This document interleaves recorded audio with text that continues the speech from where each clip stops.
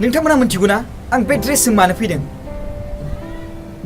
बे ड्रेसखौ नोंसोर नायनानै मा सिनायो बे भारत सरकारनि सोल्जार्स सान्थ्रि हान्जानि ड्रेस नि कालार आरो डिजाइन जायखौ जों स्पेसियेलि इन्डियान आर्मि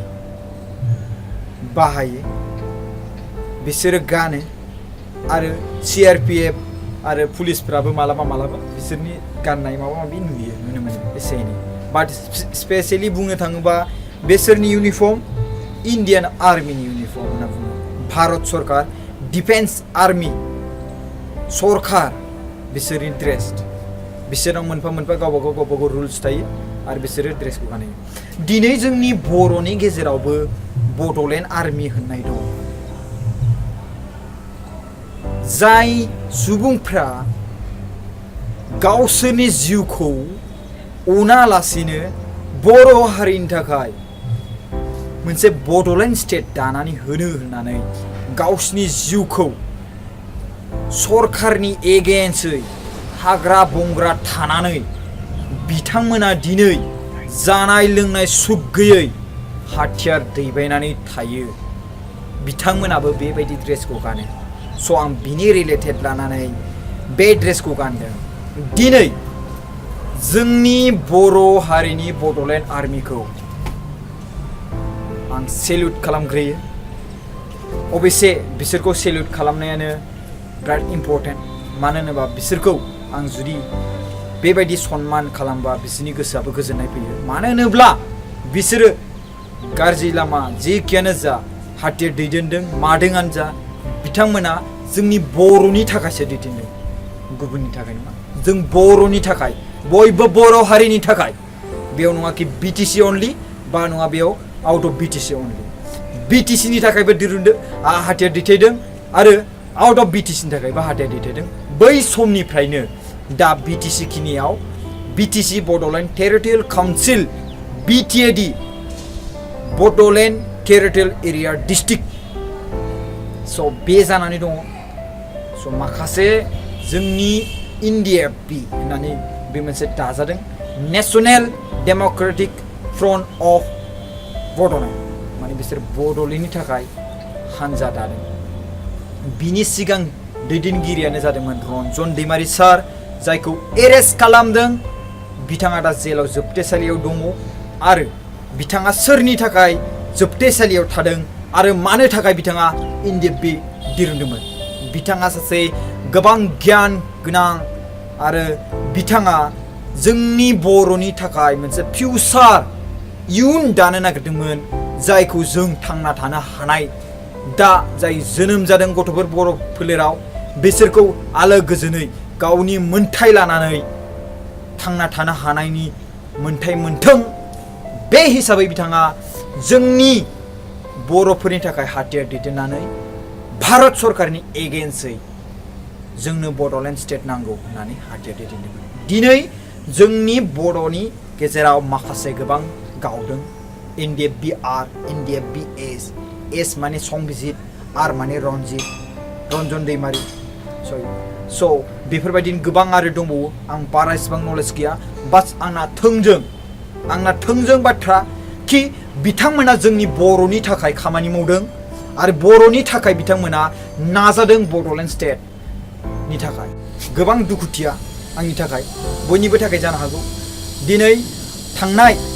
साननैनि सिगां जोंनि बर' हारिनि जोहोलावजो सानै जोंनि भारत सरकारनि बा आसामनि पुलिस आसामाथ' भारत सरकारनि सिङाव थायो नालाय बिथांमोना हमदों चिरां बाक्सा बर्डाराव सानै बर' हिन्जावसा पिस्तलजों लोगोसे बिथांमोनानो सिगाङाव NDFB माने national democratic front of Bodoland दासो बिनि उनावहाय S आरो R थाबाय रन्जन माने R S माने संबिजित स' रन्जना एरेस्ट जानायनिफ्राय संबिजित मोनसे गावस्रादों जानो हागौ जे बेखौ बिथांखौ एरेस्ट खालामनायनि थाखाय बिथांमोनहा फोथायनाय थायै माने बेफोरबायदि जालायनानै बिनि उनावहाय गावस्रानाय जादों आं बेखौ सानो जियानो जा मोननैबो पार्टिया बर' हारिनि थाखाय मावदों स' बिथांमोनखौ सेल्युट आरो बिनि उनावहाय दिनै बेसोर हमजानाय सिख्लाफोरनि मुङानो जाबाय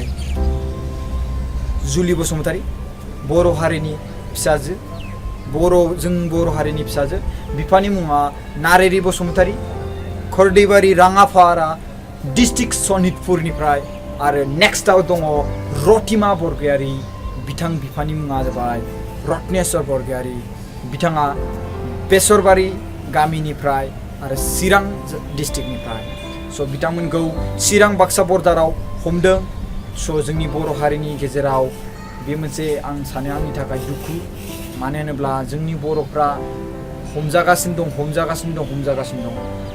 हाबदों हमजादों आं सानो नोंथांमोना दा एसे दैज' थाथ' बिदि ओंखारलाबायनाङा आरो ओंखारोबाबो सिम्पोलै जानानै ओंखार आरो नोंथांमोना बर'नि थाखाय खामानि मावदों जेबो गोरोन्थि मावाखै रावखौबो नोंथांमोना बुथाराखै नोंथांमोना बर' हारिनि थाखाय मुभमेन्ट खालामदों स' नोंथांमोनाव गौरब थानांगौ जे नोंथांमोनहाल' राव सरकारखौ इसिबां बिदि एगेन्स्ट बा बिदि मानि गावथारनाय माथारनाय दा खालाम बेफोरबायदिया बिराद गाज्रि हुदा स' नोंथांमोना जास्ट माबा मोनसे समाव बेफोरबायदि किडनेप खालामनाय मा खालामनाय बेफोरबायदि दा खालाम आरो नोंथांमोना गोबां मोजां खामानि मावदों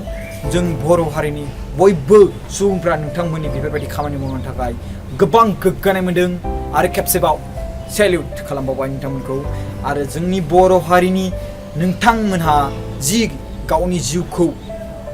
दान होनानै बड'लेण्ड स्टेटनि थाखाय मुभमेन्ट खालामदों नोंथांमोनखौ जों मार्टियार्सआव दोनो माने मुंख्लं जाय मानसिफ्रा मुंख्लं जादों बिथांमोना जेब्लाबो एलवेज जोंनि बिखायाव थायो स' नोंथांमोनखौ आङो बेखौनो बुंनो सानो नोंथांमोना मोनसे सामोलै था बेफोरबायदि नङाखि नोंथांमोना हाथियारखौ लाबाय बेरायबाय हाथियारखौ मानो नांगौ नङा होमबा जोंनोलाय मानो नांगौ नोंसोरनो मानो नांगौ नङा होमबा दा बेराय नांगौ समाव नोंस्रा एप्लाइ खालाम सेल्फ डिफेन्सनि थाखाय एप्लाइ खालाम बे नङाखि हाथियार मोनबाय सोरखौबा बे नङा स' नोंथांमोना गोबां मोजां खामानि मावदों बर'नि थाखाय मुभमेन्टनि थाखाय जोंनि अल बड' स्टुडेन्ट इउनियनाबो बड'लेण्ड स्टेटनि थाखाय मुभमेन्ट खालामदों बे बाथ्राखौ दा गुबुन जाथियाबो खोनासंदों आं बुंनायखौ आं जुदि बिसोरबो नायदोंबा बुजिगोन जानो हागौ खायसे जोंनि बर' नङि मानसिफ्राबो बर' मानसिफ्राबो खायसे बर' बायदिसिना रायज्लायनो रोंबाय आरो बुजिबाय स' आङो बेखौनो आसा खालामो नोंथांमोना गोबां खस्थ' खालामदों बर' मुभमेन्टनि थाखाय आरो नोंथांमोना खालामबाय थागोन बे नङाखि नोंथांमोना बायदिसिना गिदिर डिसिसन लाना बायदिसिना बम ब्लास्ट मा खालामनाय बेबायदिल' खालामनाङा बेबायदि गोबां गोरोन्थि आरो आं बेखौनो सानो कि नोंथांमोना गोबां मोजां खामानि मावदों बर' हारिनि थाखाय आरो बेफोरबायदिनो खामानि मोजां मावबाय थागोन जों बर' हारिनि गासिबो बर' हारिनि जानानै जों गासिबो बर' हारि सुबुंफोरा नोंथांमोनखौ गोबां बोर सारस्रियो आरो बर' हिन्जाव जानानै जाय सुबुंफोरा दा हमजादों आरो दा दंगासिनो दं बिथांमोनहा बिराद मोजां खामानि मावदों नोंथांमोना बर' हारिनि थाखाय गावनि जिउखौ केयार खालामालासिनो गियालासिनो बर' हारिनि थाखाय जे नोंथांमोना बड'लेण्ड स्टेटनि थाखाय मुभमेन्ट खालामदोंना बेनि जाय खामानि मावनाया जेब्लाबो बर' हारिया नोंसिनि थाखाय ऋणी माने दाहार जानानै थागोन होननानै बेखौ जोङो बुंनानै दोनो स' बेनो दुखुनि दिनैनि दिनाव कि जोंनि बर' हारिनि गासै उन्दै आरो जोंनि सल्जार बड'लेण्डनि आर्मिफ्रा गोबां मोजां खामानि मावदों आरो बिदिनो मावबाय था आरो नोंथांमोना बिदिनो मावलांबाय थागोन आं बेखौ आसा खालामो बे नङाखि आं बेखौ बुङाखि कि नोंथांमोना ओरैबायदि खालामब्ला गावथारला बिदि खालामल' नाङा जास्ट था लिमिटै था गावबागाव जायगायाव था गावबागाव मोजाङै सामोलै था नांगौ समाव नाङै समाव नाङा नङा होमबा स' बेफोरबायदिनो था आरो मोजाङै था बेफोर नङाखि हाथियारखौ मोन्दों होननानै बेरायलाबायदों मादों बेफोरबायदि खालामबा हमजाखागोनानो नङा होमबा स' ओंखायनो सरकारियाथ' मा बुंबावनो जोंथ' जाबाय सिम्पोल जोंथ' जाबाय मोनसे खनायाव थानाय जोंथ' आसामनि सिङाव थानायसो नङा होमबा भारत सरकारा मोनसे बिराद गिदिर मोनसे कान्ट्रि बे मोनसे गिदिर हादरनि सिङावसो जों थायो फिसा जायगायाव स' बिथांमोननि आखायाव जोङो सिफ्लेगासेबो गैया स' नों आंहासो सामबोलै थानांगौ स' बिनिखायनो नोंथांमोनखौ आं मोनसेल' साजेस्ट खालामो मोजाङै था बेफोरबायदि नङाखि नोंथांमोनाव हाथियार दं आं लानांगौ हाथियार थाबानोखि आं लानांगौ बेरायनांगौ बे नङा स' गाइस दिनैनि भिडिअ'आ बेनो आरो बयबो बर' हारिनि सुबुंफोरसिम मोनसे बाथ्रा बुंबावनो सानदों मोनसे फुजा होलायनायनि बड'लेण्ड रादाबाव दहायसो नुदों लंथं जानानै एखेबारे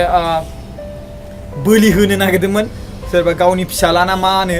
मिथिलाय लांला बेफोरबायदिबो दासिमबो सोलियोना सुरिना स' गाइस दिनैनि भिडिअ'आ बेनोसै बानायबोबाय थागोन बिदिनो नेक्स्ट भिडिअ स' नोंथांमोना नायदों BM सोदोब चेनेल आंनि मुङा जाबाय मुस्रि प्रकाश नार्जारि